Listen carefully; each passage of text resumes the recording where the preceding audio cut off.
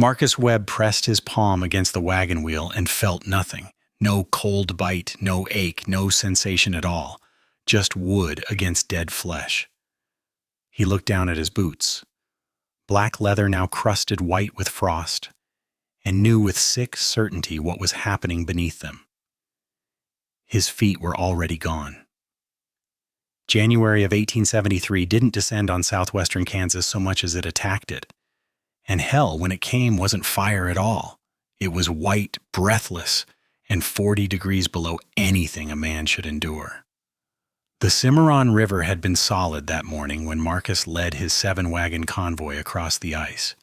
He was a former Union cavalry scout, a tracker known for surviving places where maps just gave up, and, more importantly, the only lunatic who'd sworn he could deliver Fort Dodge's medical supplies before the month was out. He'd made that promise in a warm Dodge City saloon with a whiskey in hand and confidence thick as smoke. It had sounded perfectly reasonable then. But then the wind changed. It came screaming down from the north like God's own furious exhale, cold enough to peel the breath out of a man. Marcus felt the temperature falling even before he checked the thermometer he kept tucked behind his coat buttons. 42 degrees at noon, 0 by 2. And by 3 the mercury had simply vanished into the glass bulb, as if it had seen what was coming and wanted no part of it. Then the ice began to move. Not shatter. Worse. It warped. Great ridges heaved up like the backs of surfacing whales 3 feet high in places, turning a once smooth crossing into a jagged frozen labyrinth. The lead wagon didn't stand a chance. Its axle snapped with a sound that cut clean through the storm's roar. And then came the snow. It wasn't falling so much as being hurled sideways. A blinding wall of white that swallowed the world whole. Within minutes, Marcus couldn't see the horses 12 feet ahead. Just the shapes of them, ghost-like, fighting their harnesses as the storm tried to pry them off the earth. That was the moment Marcus understood.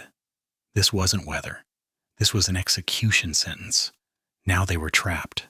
7 wagons, 8 souls, and Marcus's feet were already gone. He'd felt them die over the past 4 hours.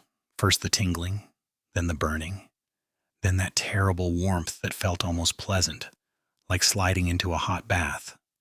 That's when experienced frontiersmen started worrying. Because warmth in a blizzard meant your body was giving up, pulling blood from your extremities to keep your heart alive.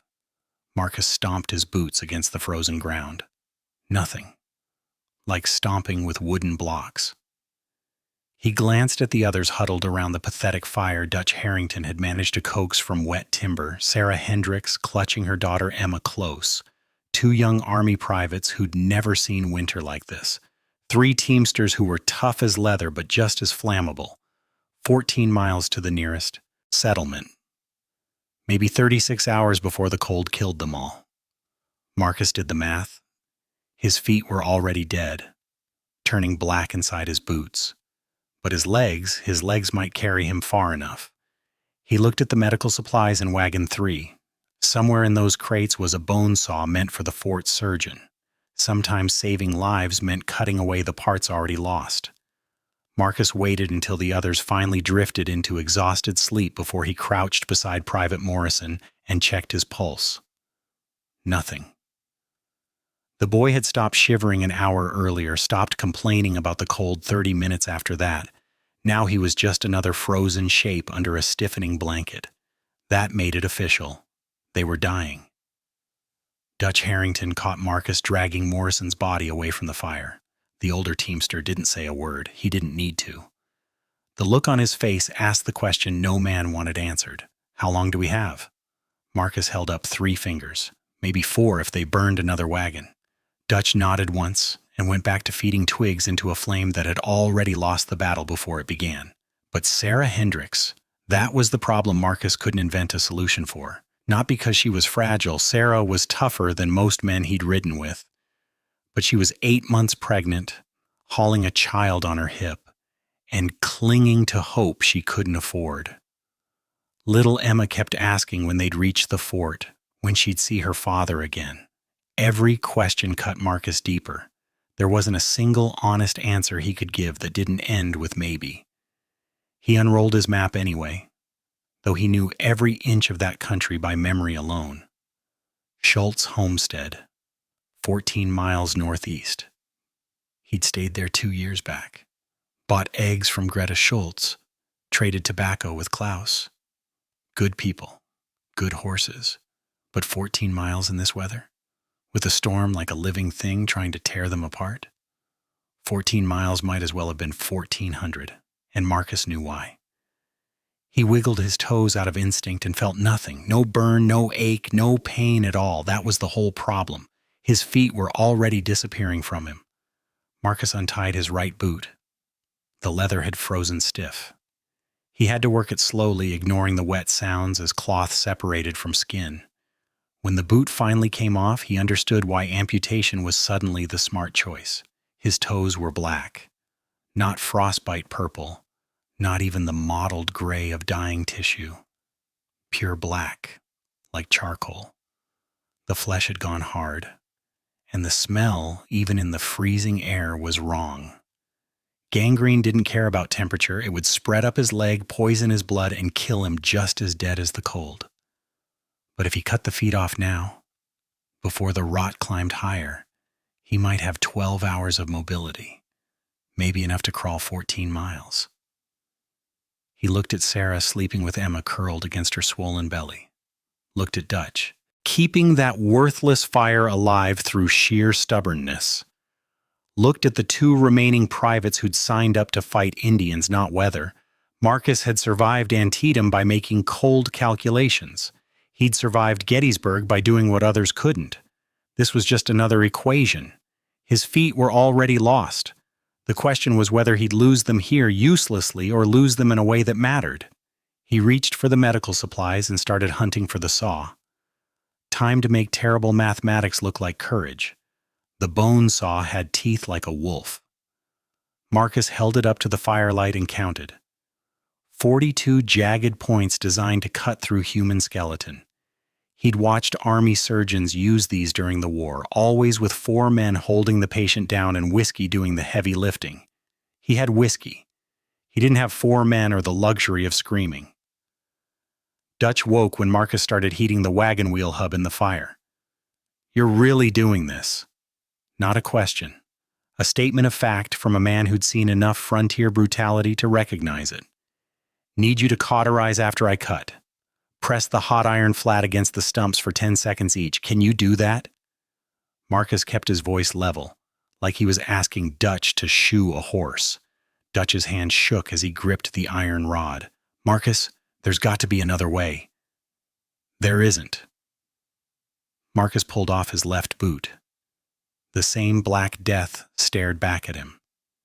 He laid out his tools: saw, whiskey bottle, leather belt for his teeth, clean cloth soaked in alcohol. "Wake Sarah, she'll need to hold my legs steady." Sarah Hendricks came fully awake the second she saw the saw. She pressed her hand over her mouth, but Marcus caught her arm. "Listen to me, if I don't do this, we're all dead by tomorrow night. If I do this, I might make it to Schultz Homestead, might bring help. You understand?" She nodded, tears freezing on her cheeks. Marcus drank half the bottle in 4 long pulls. The whiskey hit his empty stomach like liquid fire, and he welcomed it. Pain was coming that would make whiskey burn feel like a summer breeze. He positioned himself against the wagon wheel, legs extended, found the line on his right ankle where dead black met living pink. "Here." He marked the spot with his knife. "Cut here. Don't stop if I pass out. If you stop halfway, I bleed out." Dutch looked at the saw, then at Marcus. "I can't." "You can. You've butchered cattle, same principle." Marcus placed the leather belt between his teeth and bit down, looked at Sarah. "Hold the leg. Don't let go no matter what." The first touch of saw teeth against his skin sent electricity up his spine. Marcus locked eyes with Dutch and nodded. Dutch pulled the saw back and pushed forward. The sound was worse than the pain. Wet, grinding. The pain came 3 seconds later. a scream that Marcus swallowed into leather. Sarah held his leg with strength he didn't know pregnant women possessed. The saw hit bone, and the world turned white. Marcus had survived 3 years of war. He'd survived 10 more minutes of this. He had to. Marcus woke to Dutch slapping his face, hard, methodical, the kind of slap meant to drag a man back from somewhere dark. The stumps were wrapped, cauterized in screaming messages his brain couldn't process, white-hot pulses of agony that didn't fit into words or thought. He'd passed out during the second amputation somewhere between the saw's bite and the searing iron. Small mercy. "How long was I out?" 20 minutes. You need to rest longer." Dutch's voice was tight, strained, like he was holding something back. "No time." Marcus pulled himself upright and nearly vomited from the pain, bile rising hot in his throat. His legs ended at the ankles now, wrapped in wool bandages already soaked through with blood, dark, wet, still spreading. He'd prepared 2 wooden boards before the cutting, each 2 feet long, padded with cloth torn from his spare shirt. He tied them to his leg stumps with leather straps, fingers shaking, creating crude extensions that might let him move. Might let him do the impossible. The wind howled outside like it was mocking him, shrieking through the gaps in the wagon. Marcus tested his weight on the boards. They held. Barely. The wood groaned, the straps dug into ruined flesh, and the pain exploded up his legs like lightning. He took 1 step and fell immediately, crashing hard onto his side, the impact punching the air from his lungs. The pain was beyond description, beyond thought. Just a roaring blankness that swallowed everything. He pulled himself up using the wagon wheel, knuckles white, breath coming in ragged gasps, and tried again. Fell again. On the 5th attempt, he made it 3 steps before collapsing, tasting blood where he'd bitten his tongue. Dutch grabbed his arm, gripping hard enough to bruise. "This is suicide. Staying is suicide." Marcus crawled to the supply wagon, dragging himself forward on his elbows, and pulled out rope, a compass, and the last of the dried meat. His hands were shaking so badly he nearly dropped the compass twice. He wouldn't make 14 miles on wooden legs, but he could crawl. Cavalry scouts learned to move through enemy territory using elbows and knees, bellies pressed to the ground, silent and slow. This was just enemy territory, where the enemy was temperature. He gave Dutch the instructions, voice low and clipped. "Keep everyone in the center wagon. Burn the supplies wagon if the temperature drops further. Wait 3 days." If Marcus didn't return with help, Dutch would have to choose who had the strength to make a run for it. Dutch's face went gray, but he nodded. Sarah grabbed his hand before he left, her fingers cold and desperate. "Bring my husband back to me. Tell him Emma loves him." Marcus couldn't promise that. Couldn't promise anything except he'd crawl until he died or found help, whichever came first.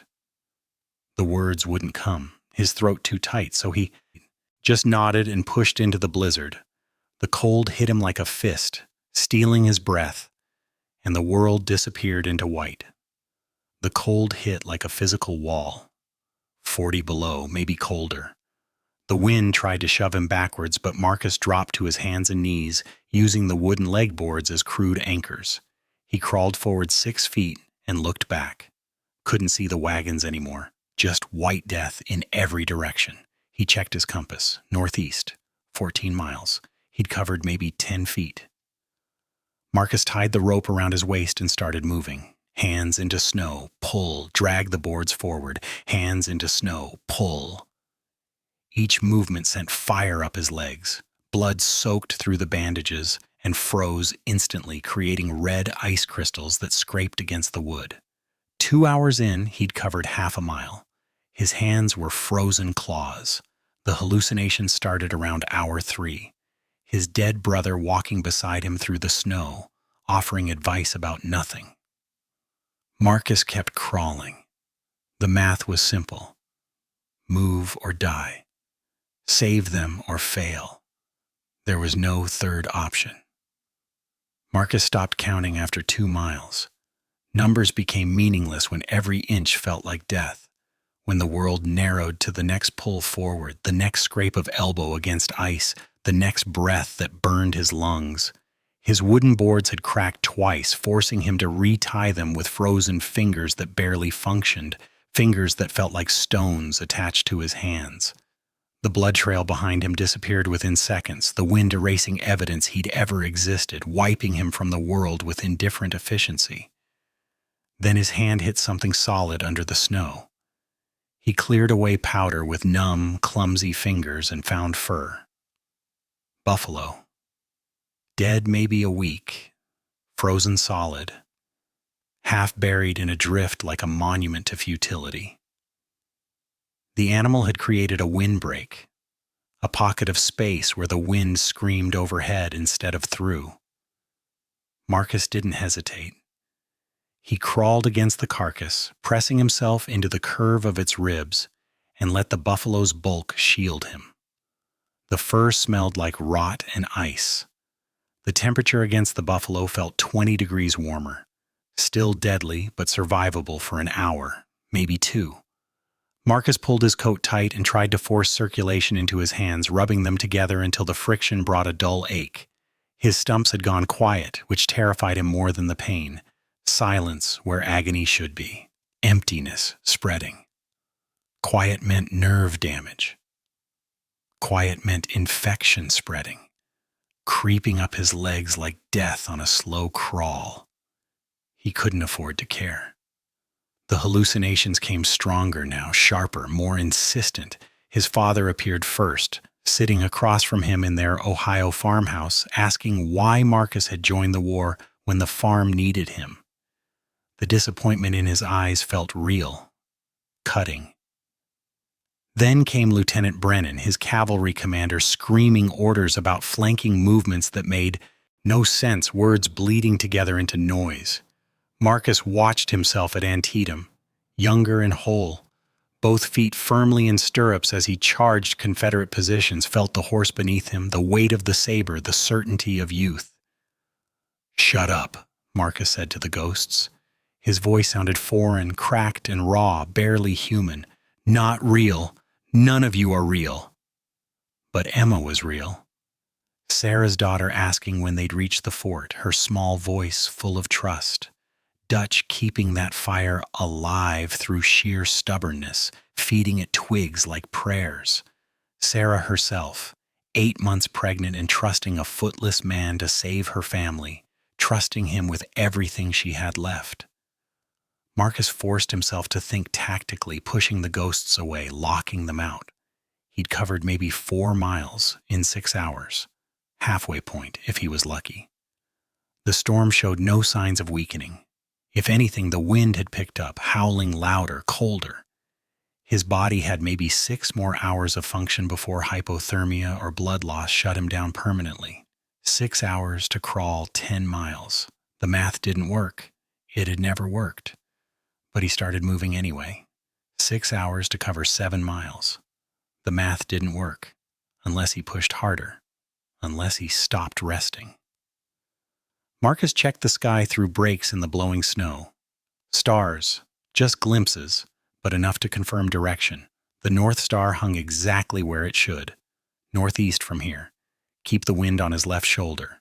Simple cavalry navigation that had kept him alive at Wilson's Creek and Shiloh. He pulled away from the buffalo's warmth. The wind hit him immediately, trying to shove him back to shelter. Marcus set his jaw and started crawling again, hands into snow, pull, drag the boards, and ignore the wet warmth spreading through his bandages, ignore everything except the next 5 feet of white hell. 7 miles to go. The buffalo had given him 1 hour of rest. Now he'd give Dutch and Sarah one chance at survival. Fair trade. Dawn broke gray and brutal. Marcus had been crawling for 16 hours straight when he saw the light. Faint, yellow, flickering through snow like a distant star that had fallen to earth and decided to stay. Window light. Had to be. He changed direction, angling toward that impossible glow. His hands were beyond pain now, just tools that sometimes worked when he told them to. The wooden boards had worn down to nubs, splintered and cracked, barely functional. He was crawling on his knees mostly, dragging useless legs behind him. The light grew stronger, resolved into a window, then a cabin, then a door. Marcus collapsed against it and pounded with what remained of his strength.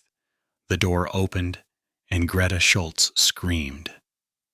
Can't blame her. A blood-covered corpse with no feet had just appeared on her doorstep like winter's worst nightmare. "Klaus," Marcus rasped. His voice barely worked. "Need Klaus." Klaus Schultz materialized with a shotgun that dropped the second he recognized. "Marcus. My God, what happened to you?" Marcus got the important words out between gasps. 7 wagons, Cimarron Crossing, 8 people, 5 still alive. Need help now." Klaus was already moving, shouting orders in German to his son Johann. Greta pulled Marcus inside and went straight for his stumps. Her face said everything about how bad they looked, but she worked fast. Real bandages, real medicine, competent hands that had probably delivered half the babies in 3 counties.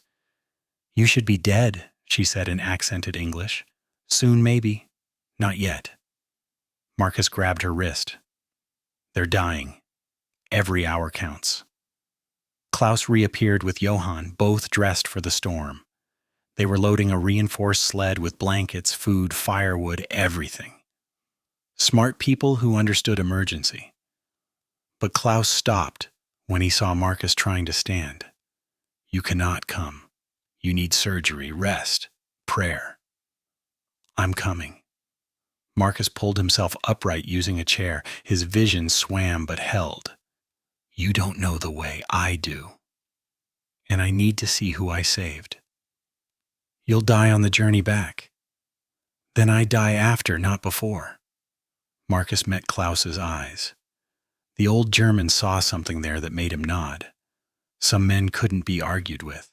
Some men had already made their choice and would crawl through hell to see it through. They loaded Marcus onto the sled like cargo. Johann hitched 2 massive draft horses that looked strong enough to pull buildings. Klaus took the reins and turned the sled northeast, following the blood trail Marcus had painted across 7 miles of Kansas winter. The storm was weakening, but the cold wasn't. Marcus gripped the sled edge and focused on staying conscious. He'd crawled 14 miles through hell. Now came the hard part, facing whoever had died while he was gone. The blood trail led them straight to the wagons. 6 hours of hard sledding through weakening storm, following frozen red breadcrumbs that told the story of Marcus's crawl. Klaus said nothing the entire journey. Some things were beyond words. They heard Dutch before they saw him. The teamster was singing, voice cracked and desperate, some old hymn about valleys and shadows. Survivors sang. Dead men stayed quiet. Marcus counted shapes around the pathetic fire. 4. Should be 5. Dutch saw them coming and started weeping. Not crying. Weeping. The kind of tears that came from a place beyond relief or gratitude. "You made it. God help me, you actually made it." Klaus and Johann moved fast, loading survivors onto the sled, wrapping them in fresh blankets, forcing warm broth between frozen lips. The 2 privates were barely conscious. One teamster named Richardson was already gone, frozen solid in the supply wagon. Then Marcus saw Sarah. She sat in the corner of the center wagon holding something small wrapped in her coat, not moving, not speaking, just holding. Marcus knew before he crawled to her. Still had to look. Emma. 8 years old. Frozen. Sarah had wrapped her daughter in every piece of clothing she could find, but the cold didn't negotiate. The girl's face looked peaceful at least. Small mercy in a world that didn't deal in mercy. "She stopped shivering yesterday afternoon," Sarah said flatly. "Fell asleep in my arms, didn't wake up." Her voice carried no emotion. Shock had eaten everything else. "I kept her warm. I did everything right." Marcus wanted to say something profound, some cavalry officer wisdom about sacrifice and hard choices. Nothing came. He just sat there, legless and useless, staring at a dead child who'd asked when they'd reach the fort. "I'm sorry," he finally managed. Worthless words. Might as well apologize to winter itself. Klaus appeared at the wagon entrance. "We must go, now. Storm returns tonight." They loaded Sarah onto the sled, still holding Emma. Dutch climbed on with the two privates. Johann drove the strongest remaining wagon with the survivors who could sit upright. Marcus lay in the sled bed, watching Sarah rock her daughter like the girl might wake up if she just kept trying. 5 saved, 3 dead. The math that had seemed so clean back at the river crossing now felt obscene. Marcus had cut off his feet for this, crawled 14 miles through hell for this. 5 lives purchased at the cost of his legs and 3 people who deserved better. The sled started moving. Behind them, the Cimarron crossing disappeared into white. Ahead lay Fort Dodge, warmth, survival, everything Marcus had calculated for. He just hadn't calculated what success would feel like with a dead girl in his arms. Fort Dodge's gates opened like heaven's own mouth.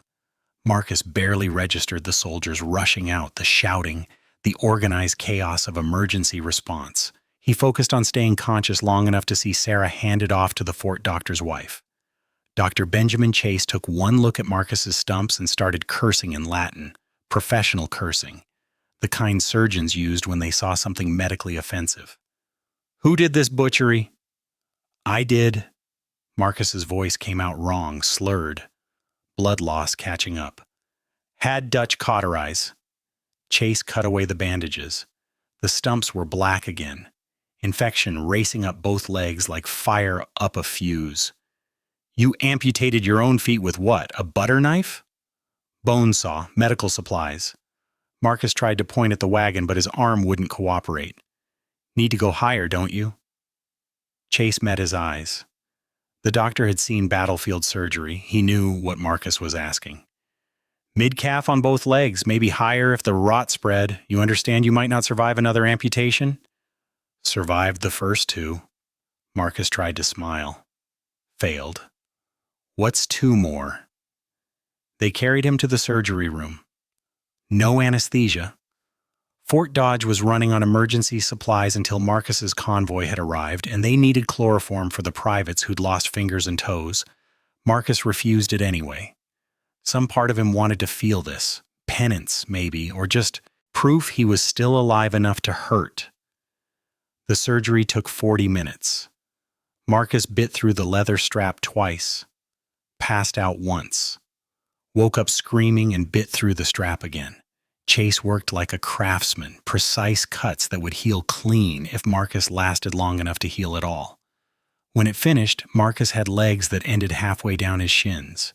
The doctor wrapped them in clean bandages and stood back, examining his work like a carpenter judging furniture. "You're either the bravest man I've ever met or the stupidest." "Can it be both?" Chase almost smiled. "The privates are writing reports. They're calling you a hero. Armies talking about medals." Marcus closed his eyes. Hero. The word felt obscene. Heroes saved everyone. Heroes didn't leave 8-year-olds frozen in their mother's arms. "Tell them no. No medals, no ceremonies. Just let me heal and get out." "There's a woman outside demanding to see you. Says her name is Sarah Hendricks." Marcus's throat tightened. "Tell her I'm sleeping." "She knows you're awake. She can hear you screaming." There was no avoiding it. No crawling away from this conversation. Marcus had survived the blizzard, survived the amputation, survived the journey back. Now came the part that might actually kill him, facing the woman whose daughter he couldn't save. Sarah walked in 3 months later. Marcus had learned to balance on his new prosthetics by then, hand-carved oak fitted by a German carpenter who owed Klaus Schultz a favor. The legs clicked when he moved, announcing his presence like a clock ticking. She looked different. The pregnancy had ended well. A boy, Marcus heard. But her eyes carried weight that hadn't been there at the Cimarron crossing. Grief had carved permanent lines around her mouth. "I wrote a letter," she said without preamble. "Sent it to the Kansas City newspaper, told them what you did." Marcus gripped his canes tighter. "Didn't ask you to do that. You cut off your own feet and crawled 14 miles to save strangers. I didn't ask your permission." She sat in the chair across from him. "They want to give you a medal. Army's making arrangements." "Already told them no." "I know, they told me you refused to even discuss it." Sarah pulled out a photograph. Emma, maybe 6 years old in the picture, smiling at something off camera. "You think you don't deserve recognition because she died?" Marcus couldn't look at the photograph. "She was 8 years old, should have found help faster. Should have cut my feet off sooner, should have—" "Emma died in her sleep the first night." Sarah's voice cut through his spiral. "Dr. Chase confirmed it. Her heart just stopped. The cold, the stress, something inside her gave out. Dutch said she fell asleep around 8 o'clock and never woke up. You were already miles away, crawling through hell." The words hung in the air like smoke. "You couldn't have saved her," Sarah continued. "Even if you'd reached Klaus in 6 hours instead of 16.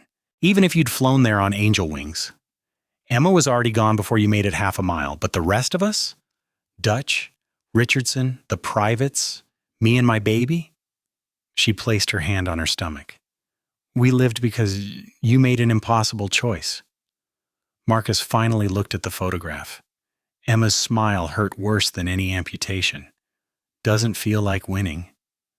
"It's not supposed to." Sarah stood and placed the photograph on his bedside table. "My son was born last week. Named him Marcus. I'm leaving for my husband's ranch tomorrow. Wanted you to know that Emma didn't die alone or cold. She died wrapped in blankets in my arms, telling me about the stars she'd see at the fort. Her last words were about stars." She walked to the door, then stopped. "You're not a hero because you saved everyone. You're a hero because you tried when trying meant cutting pieces of yourself away. Emma would have understood that. She was smart like that." Sarah left. Marcus sat there holding a photograph of a dead girl and wondering if redemption was supposed to feel this hollow. Marcus Webb never went back to scouting. Hard to track game when your legs announced every step with wooden clicks. But Klaus Schultz had an idea that didn't require feet.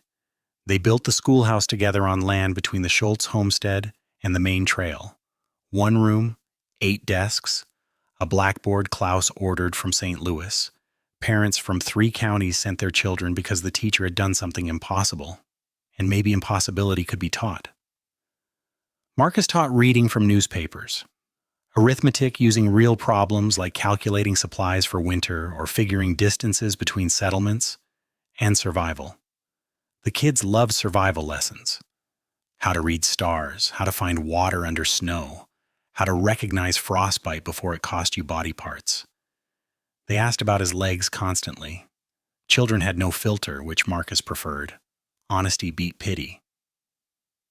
"Did it hurt?" a boy named Thomas asked during his first week. "Worse than anything you can imagine." "Was it worth it?" Marcus thought about that.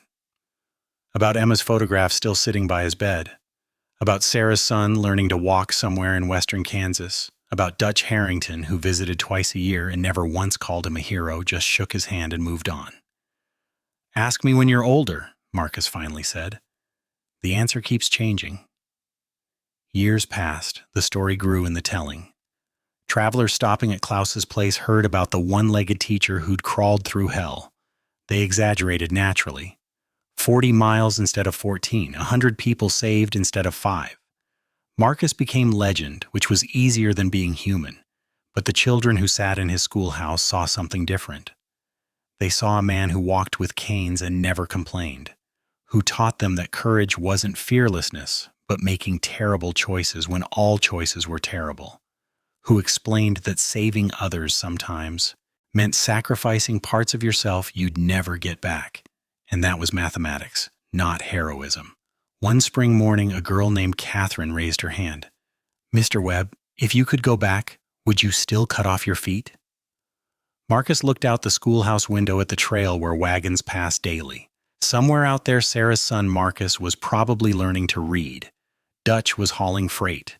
The two privates had gone home to families who'd nearly lost them. Yes, Marcus said simply. You save who you can. You honor who you couldn't. And you keep moving forward even when you've lost the means to run. Catherine nodded like that made perfect sense. Maybe it did.